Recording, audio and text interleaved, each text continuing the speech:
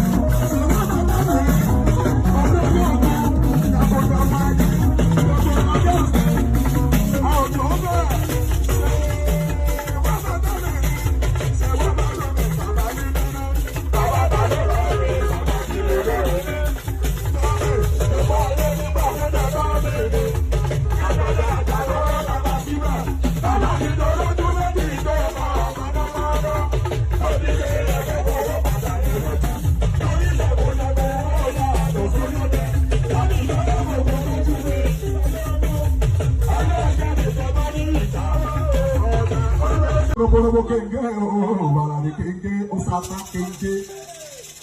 Sorry gungu, kodi gungu, kemo sere. Sorry gungu, aja jaba kura onida. Sorry gungu, anteri wo biase.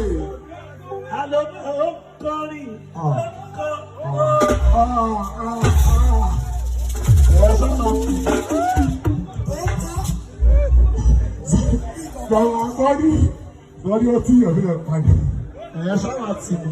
Sorry, Abiola, ọ̀nà ọba ìgbàgbé lábẹ́. Àgbẹ̀dẹ̀ lábẹ́ máa ń lò ó ìgbà lábẹ́ padà. Wọ̀dí lẹ̀ ó ti dáwọ́ máa gbà wà lọ́mọ dáná.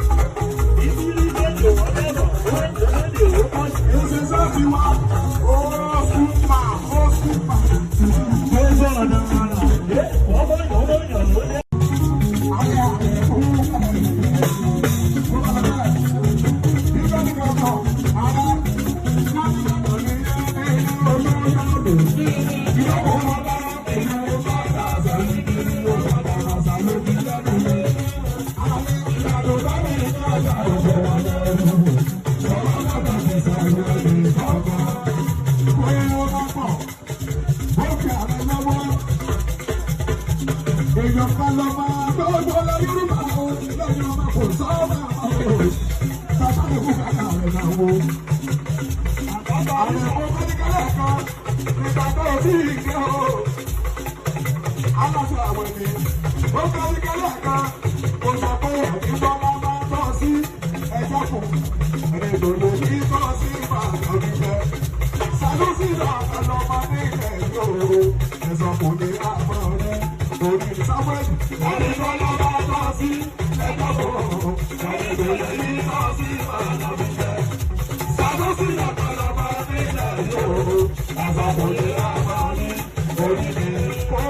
As I Ojúmọ́ ò gbọ́dọ̀ wí kíní kan, òkò lọ̀rọ̀ ní láyé bí orílẹ̀.